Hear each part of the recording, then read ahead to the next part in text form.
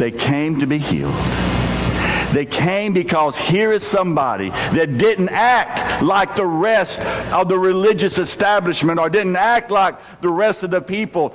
Because back then, just like that young boy says, in many other cultures and societies, and in that culture too, if you had a disease, if you had a deformity, it was seen as a curse from God. That was your place in life. God did this to you. And you received no compassion and mercy from anyone. People didn't care. You remember the story, Jesus walking along. There's a man born blind from birth. His disciples asked him, Jesus, who sinned, this man or his parents, that he should be born blind? Revealing their idea, that if a person is born this way, there must be something wrong with him. It's a curse from God. He must have sinned. And so that was their idea. And so here's a man that did not think that way, that did not treat them with disrespect, that did not push them aside. Instead, he welcomed them, and he loved them, and he healed them. Completely different than anything they'd ever experienced before. So the word spread fast, and people came. Thousands of people came because he showed them mercy. He showed them compassion. That's the nature of Jesus. That's what this couple is doing with these children. They are showing them compassion and mercy. And did you see what it did to those kids? What did it do to them? What did it do to them? They were happy, right? They were transformed. They were smiling. They were giggling. They were laughing. They were enjoying life. And yes, they needed sometimes special care, but that love had transformed them into a beautiful human being, so that you didn't even notice their handicap. You didn't even notice their special needs.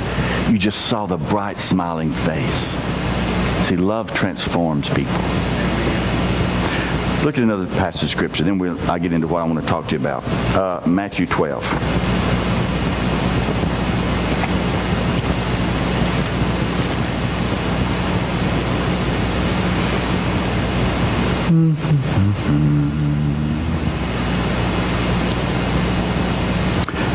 Verse 1. That time Jesus went through the grain fields of the Sabbath. His disciples were hungry, began to pick some heads of grain and eat them. When the Pharisees saw this, they said to him, "Look, your disciples are doing what is unlawful on the Sabbath." He said, "Haven't you read what David did when his companions were hungry? He entered the house of God, and he and his companions ate the consecrated bread, which is not lawful." Verse 7. If you had known what these words mean, "I desire mercy, not sacrifice," then you would not have condemned the innocent, for the Son of Man is Lord of the Sabbath. And we had talked about this scripture not too long ago. But I want to focus on that passage that Jesus quoted from Hosea. I desire mercy, not sacrifice. You want to do something for God? You want to do something for God? If you don't do something for God, love somebody. Show mercy and compassion to somebody. God is not impressed with our religious activities. God is not impressed with the songs that we sing. God is not impressed with the rituals we go through.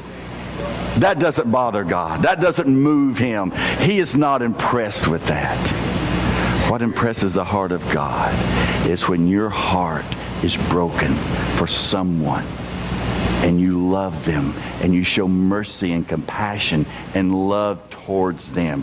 When you restore a relationship, when you reconcile, when you forgive, when you love, when you reach out to your enemy, when you pray for those who persecute you, when you move past your prejudices and you reach out and show someone how much you love and you establish a relationship, that moves the heart of God. God doesn't care what songs we sing. You have a preference, you care, you like one above another. God doesn't care. He doesn't care. God doesn't care what kind of ritual we do, what kind of prompt and ceremony goes on here. God doesn't care. You care. You have a preference, and you like certain things that happen a certain way, and that's fine, and that's all well and good. That's okay. God doesn't care. What God cares about is people loving other people. That's what Jesus said. You want to know what I'm about? He said, you Pharisees, you're getting all over these disciples simply because they ate a few grains of wheat on what you call a Sabbath day. You're so caught up in your religion and in your rules and regulations that you do not see around you the people that are hurting. He said, I don't desire sacrifice. What is your sacrifice to me? I have more than enough of them, he says in Jeremiah. I have more than enough of fatted bulls and calves. I don't need any more. I desire mercy. That's what I desire. So if you want to do something to please God, help somebody. Do something for someone else. See, as Christians, as Christ followers, our role is, and I know I'm going to get a little bit into some controversy here, and that's okay, but that's just the way that I see it. Our role is to lead with mercy. We lead with mercy. You know, other people have a role to play. There are judges, there are juries, there are laws that people uphold, and that's well and good. I'm glad we live in a nation of laws. But that's their role to play. My role as a Christ follower is to show mercy and kindness and love to people who are in need, who are hurting, who are in difficult circumstances. There was a pastor in Sri Lanka, and he was talking about this. And there was a staff worker who was arrested for being a terrorist and put in prison for 15 months. While he was in prison, what did he do? He was innocent. Charges were never brought against him. You know, this is Sri Lanka. You can be thrown in prison for nothing. What did he do while he was in there in prison? Sit there and fume and fuss because he doesn't deserve this, because he's innocent, mad and angry, feelings hurt because this happened to him? No, that's what he did. While he was there, he started a ministry. Many people came to Christ, and then the church that he was working with, they did a Christmas meal in the prison for 800 people that were there. They came up and said, we thank God we came to this prison because in this prison we met God. There was another man there, a colleague, and he told me, that's the guy, pointed to another man, that was responsible for bombing the Joint Operations Command. That's in Sri Lanka. There was a bomb that went off at the Joint Operations Command. And the pastor said this. Now, when he said that, it was the scariest day of my life because that building is next to my son's school. I heard the bomb go off. I went to the road and asked, where'd the bomb go off? The people said at the school, my son's school. So I got on my motorcycle, went as fast as I could to the school. My son was there and safe.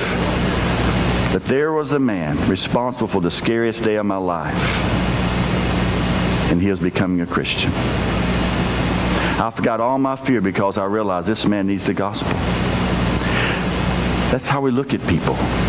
We lead through mercy and grace. We lead through the gospel. That's how we lead. That's who we are as Christians. All right, I'm going to play a little clip for you that came off of Bill Riley. Okay, go ahead. First, I'm so excited tonight. One of the most controversial commentators in the country went back, heard on national radio and seen on ladies' TV. He's involving himself in the word controversy. Join us now from Dallas. So what are you doing down there? What are you going to do? We're actually raising money through mercury1.org, which is my charity, to bring relief down to the children and mainly the churches that are down there. I don't think, Bill, that we're ever going to solve anything if we don't stop yelling at each other, if we don't stop accusing each other of hatred and racism and everything else. And I really fear that we are on the edge of losing our country through this division if we don't find ways to say, look, We all love the children. We all feel the same way. These are children who are in need.